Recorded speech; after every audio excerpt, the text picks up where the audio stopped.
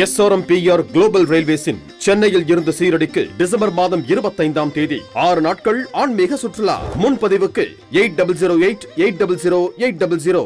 கன்னியாகுமரி மாவட்டத்தில் கனமழை நீடிக்கும் நிலையில் அனைத்து பாதுகாப்பு ஏற்பாடுகளும் செய்யப்பட்டுள்ளதாக அமைச்சர் மனோ தங்கராஜ் தெரிவித்துள்ளார்.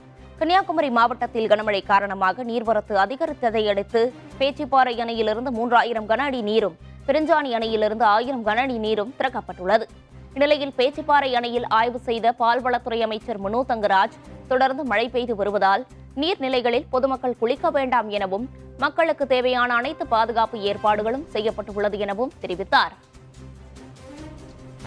எங்களை பொறுத்தவரை இந்த 2 ஆண்டு காலத்தில் பெரிய அளவில் சேதங்கள் ஏற்படாமல் தடுத்திருக்கோம். அது எப்படின்னா, இந்த ஆட்சி பொறுப்பேற்ற பிறகு பல மிட்டிகேஷன் எஃபர்ட்ஸ், அதாவது நீங்கள் பார்த்தீங்கன்னா ஒரு குறிப்பாக நான் சொல்லுவேன்னா இந்த பிளாஸ்டிக் தடை செய்த பிறகு பல நீர்நிலைகளில் அந்த பிளாஸ்டிக் அந்த மடைகள் எல்லாம் அடைச்சிட்டு இருந்ததெல்லாம் கிளியர் பண்ணியிருக்கோம். அதனால எங்கேயுமே இப்போ தடை இல்லாமல் வாட்டர் ஃப்ளோ இருந்துகிட்டு இருக்குது.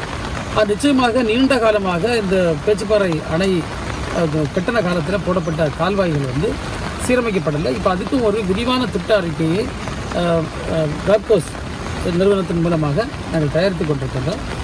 ஓரளவுக்கு எல்லா ஷட்டரும் செயல்படுகின்ற விதத்தில் பார்த்துட்டு இருக்கோம். அதே போன்று தாழ்வார பகுதி மக்களுக்கு நாங்கள் தகவல் சொல்லியிருக்கோம். ஒருவேளை அவர்களுக்கு ஏதாவது பாதிப்பு வந்தால் உடனடியாக அவர்களை மாற்று இடங்களுக்கு மாற்றுவதற்கான வழிமுறைகளும் நம்முடைய மாவட்ட நிர்வாகம் எடுத்திருக்காங்க.